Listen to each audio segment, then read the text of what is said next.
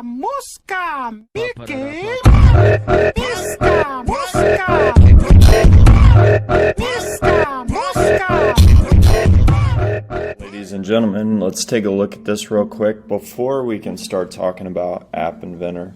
There's a couple things you need. If you're in class, you'll be able to have a tablet, but let's say you're at home, maybe you have an Android tablet, a phone, something like that. It doesn't even have to be new and up to date, it just needs to have Wi-Fi access to it. You can hook that to your phone and download the app. This is for Android users only. I know there's a lot of people that have iPhones, so this won't work for you. You can set up emulators. These are like fake tablets on the screen with a Mac, a PC, or your Chromebook. So there's directions on here, and this will be linked into your PowerPoint, so you guys will have an opportunity to take a look at that. So when you're in class, like I said, you'll have tablets to test out your app, but sometimes you're not in class, the hybrid schedule. So this is kind of what we're looking at. All right, so let's take a look at this. First thing you're going to do is you're going to go into App Inventor, and this is once you've signed up. If you need to sign up, go ahead and pause this video and go ahead and take care of that. If you notice, I have a list of projects. Yours may be a little bit shorter, or maybe you have nothing in there because you've never done this before. So we're going to start, and we're going to call it Hello World. So let's take a look at this.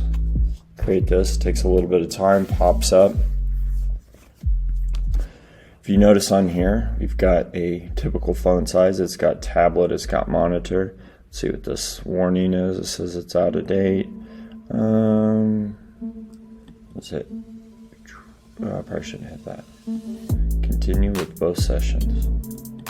So what's coming up right now is I've got another laptop that has App Inventor on there. So it's giving me an error, just letting me know that I've got two MIT App Inventors up at the same time, and that it might cause some problems with my app. So if you ever get that, it's probably just have it open in two locations. So let's take a look at this. This right here that we're looking at, this is called the designer view. So if you're reading through PLTW, it's called the designer view. They mention the components window or the properties window. This is what we call, let me move my face here. We've got drawers, excuse me, drawers for each item.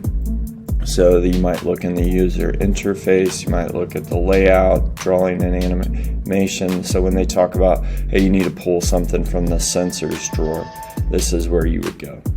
So there's also the blocks. This is where the programming is. And again, this isn't the typical programming that you would use for a particular job that you might have one day as a software developer or something like that. But this is just to teach us fundamentals. So if you come over here, we've got this control side again, control drawer, and it's got different items in it. And you look at logic, math, you can cycle through all these. It's even got screen on there as well. So basically this is where you program. This is where you make the app do whatever it is that you're wanting it to do. So let's go back to our designer view. Wish I could find a good place for my face. I keep needing to move it. So with this, let's go ahead and look at the user interface. The first thing I want to do is I'm going to drag a button in here. Drop it right in there, and then I want to label. So they've got these two generic terms. There's our button, there's a label. We can change those at a later time, but for now, that will work. We don't like how this is just called button 1, button 2, or I'm sorry, button 1 and label 1. Because a lot of times you're going to switch things up. You're going to have multiple buttons. You may have 100 buttons on an app, and you don't want them going button 1, button 2, button 3. You need to have some meaning for them. So we're going to rename this and just call it a click me. And we're going to change our label to app, or I'm sorry, button output. You can go back and change these later. So we still have these items showing up here. If you look at the text on there, text for button 1, text for label 2, label 1, we want to change this. So over here in the properties window, we're going to delete, and it should make it go away. So I click on the other one, and it does. come over here down in the properties window down to text. We're going to type in the word click and then me. So what we want our app to do, just a real basic app, is we're going to click on the button and it's going to produce the output of hello world. So that's what we're looking at. So if we click off to the side, it does say click me. It appears your button output has disappeared, but it's still there. So now let's move over to the block section.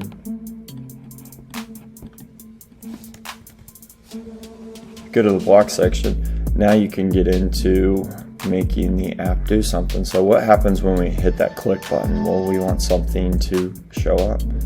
So that's what we're looking at. We want text to show up.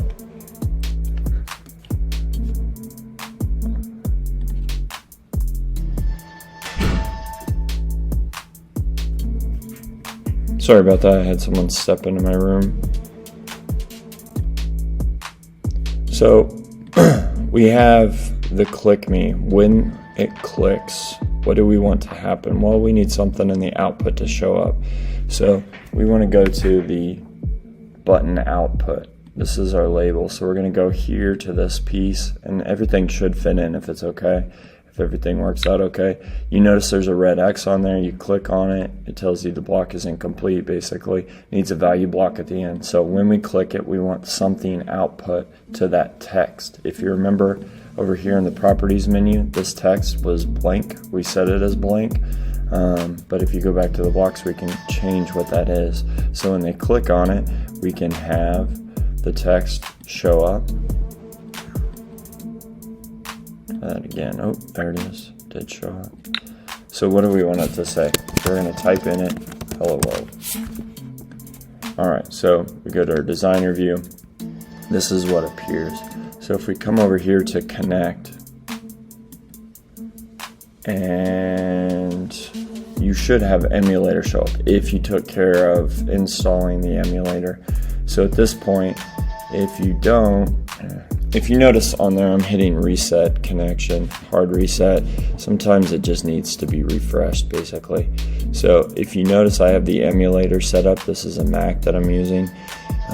If you're going to use your phone or you have an Android tablet, something like that, you can come here, and this is where you would have had to download the app, the MIT App Inventor Companion, and you can go ahead and find that on Android's Play Store if you do have an Android.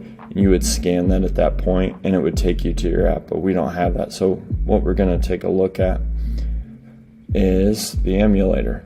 So it does take a few minutes. So while we're waiting for that, if you go back to that connect button, when we use tablets in class, that'll be the same thing. So we'll do the snapshot of the QR code and it'll pop right back up. So this does take a little bit the first time. If you leave it up, it's not that big of a deal. So we'll move this over here. It does take a little bit of time. I'm going to pause this while it's loading. Alright, coming back here after pausing the video, it is going through some of its little warm-up setups. And it says your companion is out of date. Click OK to start the update. We're just going to click not now. Down on the bottom there should be a little emulator icon.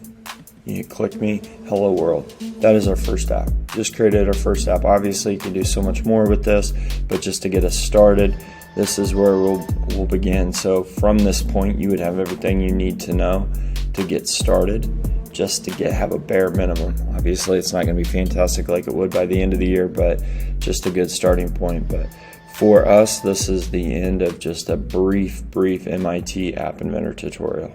Thank you.